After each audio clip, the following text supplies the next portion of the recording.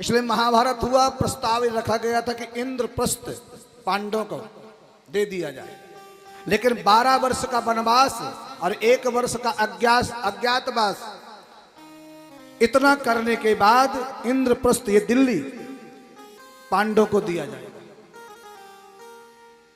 आए भरत, लेकिन जब भगवान गए शांति दूत बनकर के मेरे कन्हैया गए, और जब कन्हैया शांति दूत बनकर के गए तो कन्हैया ने कहा, भैया पांडव बड़े सुशील हैं, बड़े सुरक्षित हैं, बहुत सुंदर हैं, बहुत धीरवान हैं, बहुत ज्ञानी हैं, संतोषी हैं, उनको 5 ही गांव दे दो। तुरंत दुर्योधन खड़ा था, बोले माधव गोविंद, बिना युद्ध के सुई के नोक भी नहीं दिया जाएगा। सुई के नोक, एक वाणी अच्छी बोलना चाहिए, एक भगवान को याद करके कार्य करना चाहिए। कोई भी काम करना है तब भगवान ने तो रोकने का विचार किया, गए भी थी कि युद्ध ना हो, और कहीं सत्य की बात हो तो बोलना चाहिए। कई बार ऐसा होता है, हमारा ही बेटा गलत होता है, लेकिन बेटे की ममता में तुम झूठ बोलते हो। बहू गलत नहीं होती, बेटा गलत होता है, लेकिन बेटे के पक्ष में बोलते हो। बोलना चाहिए। और इसी महाभारत में ऐसे ऐसे महारथी थे, सूरवीर थे, पितामह भीष्म। अगर पितामह भीष्म चाह लेते तो महाभारत का युद्ध नहीं होता, लेकिन नहीं बोले, तमाशा देखते रहे महाराज। एक बार ही पितामह भीष्म बोले नहीं, और वो महाभारत का युद्ध जो है चलता रहा। अगर पितामह भीष्म की बाणों में इतनी शक्ति थी, इतनी समर्थ थी कि पितामह भीष्म अगर एक बार ही कह देते, दुर्योधन ये तू गलत कर रहा है, लेकिन बोले नहीं। और इसी महाभारत में एक योद्धा और थे महाराज, कर्ण। कर्ण का नाम सबने सुना होगा, कितना बड़े दानी थे कर्ण। कर्ण इतने बड़े दानी थे कि सब कुछ दान कर देते थे। कर्ण जाते जाते भी महाराज सोना दान किया, भूमि दान किया, गौ दान, अन्न दान, वस्त्र दान, सब कुछ दान किया, लेकिन कर्ण ने अन्न दान नहीं किया। और उसमें भी भगवान कुंती के कहने पर भगवान ने प्रयास किया, फिर भी अन्न दान नहीं किया। वैकुंठ में सब कुछ मिला कर्ण को, लेकिन भोजन नहीं मिला, अन्न दान नहीं किया था। थोड़े थोड़े जीवन में हर चीज को महाराज दान करो। कुछ लोग संकल्प करते हैं 108 चीजों का दान देने का। दान लिया है तो दान देना भी चाहिए, और जब तक दान लेकर के दोगे नहीं महाराज तो आप पे भार चढ़ेगा, पाप ही चढ़ता चला जाता है। इसलिए दान लेना, दान देना, यज्ञ करना, यज्ञ कराना, विद्या पढ़ना और विद्या पढ़ाना, 6 प्रकार की चीजें।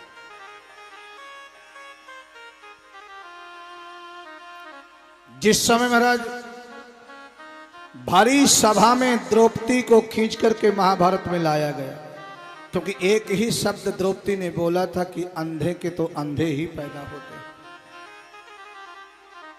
वाणी महाराज बहुत कर्कश। द्रौपदी को जैसे भरी सभा में खींच करके लाया गया, कहते हैं सत्यम परम धीमहि, सत्य क्या है? अब जरा विचार बनाइए, किसी देवी की साड़ी खींची जा रही हो, क्या यह सत्य है? किसी महिला की साड़ी खींच, क्या यह सत्य है? आज उस सभा में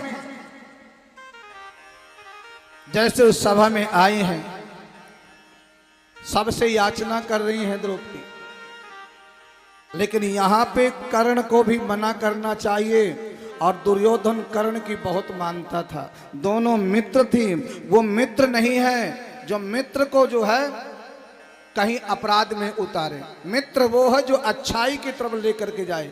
एक मित्र सुरापान करता है और दूसरे मित्र कहता है भैया थोड़ी सी ले ले, थोड़ी सी पी ले। वो मित्र नहीं है, वो तुम्हारा दुश्मन है, याद रखना। वो तुम्हारा मित्र नहीं हो सकता। मित्र को तो ये कहना चाहिए भैया मेरे को पीने की लत जरूर लग गई है, ले तुम कभी नशा मत करना, तुम कभी दारू मत पीना। वो मित्र है। जो मित्र अच्छाई पे लेके जाए। और नहीं महाराज, जब धनवान होते हैं, जब कोई अमीर कोई होता है तो महाराज फिर 3 दोस्त उसको मिल जाते हैं। कौन कौन से 3 दोस्त? एक महाराज ताली बजाने वाले भी दोस्त मिलते हैं, उसको बढ़ावा देते हैं। एक थाली वाले दोस्त मिलते हैं, होटल में ले जाते हैं। और एक प्याली वाले दोस्त मिलते हैं जो उसको पीना सिखा देते हैं।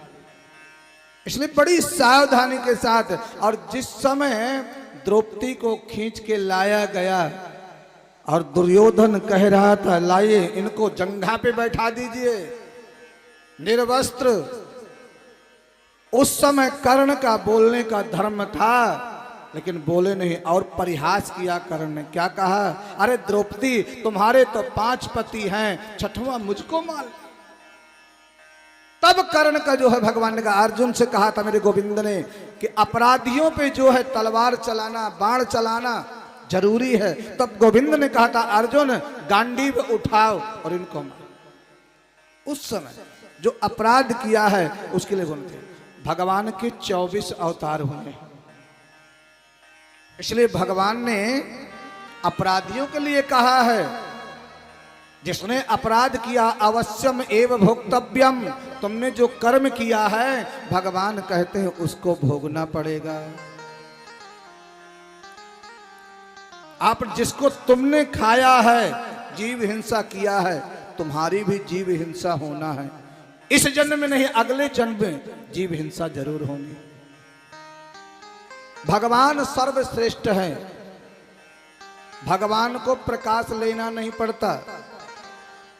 भगवान किसी के पास ये सूरज है, चंद्रमा है, पुष्प है, सब भगवान ने अपना प्रकाश दे रखा है। ये सब भगवान के तेज से हैं, चाहे वनस्पति हो, ये भगवान सूर्य जो तेज दे रहे हैं, सूर्य को भी रोकने वाले भगवान हैं। अगर सूर्य की गति थोड़ा नीचे हो जाए तो सब जल जाएगा। सूर्य भगवान कुछ दिन निकलते नहीं हैं तो सर्दी में हाहाकार मच जाता है। ये किसकी शक्ति?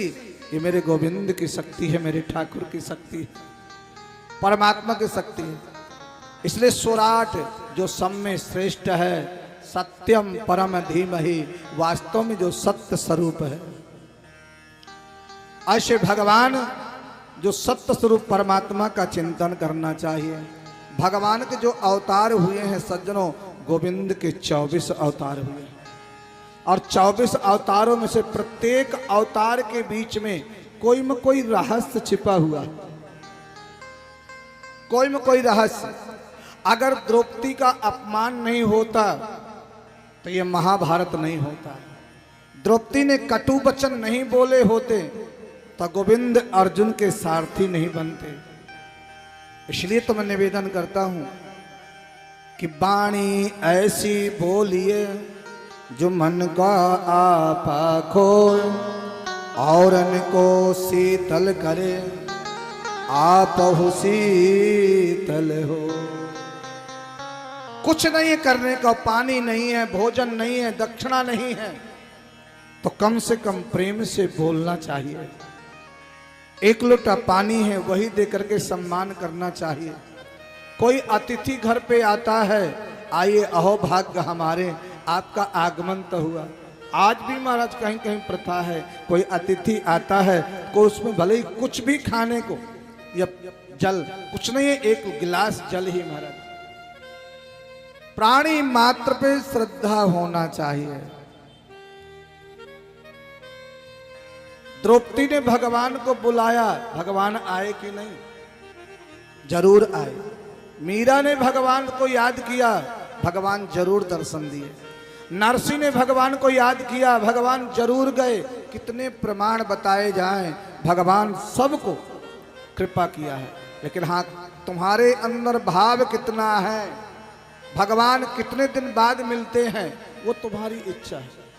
एक जन्म व्यतीत हो जाएगा, दूसरा जन्म भी व्यतीत हो सकता है, लेकिन प्रभु से ये प्रार्थना करो, गोविंद कभी न कभी दर्शन जरूर देंगे ठाकुर। आज द्रौपदी जो है जब भरी सभा में आए, सबको याद किया, सबके सिर झुके हुए हैं, पांचों पति जुए में हार चुके हैं, पितामह भीष्म नहीं बोल रहे हैं, कर्ण है,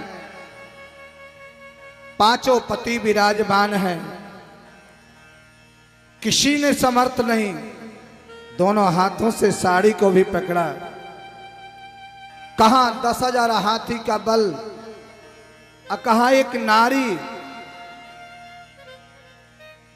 भगवान ने सोचा अभी विश्वास मेरे पे नहीं है, संसार से विश्वास हो रहा है। जब तक दुनिया की आशा करोगे तब तक शायद भगवान नहीं याद करें।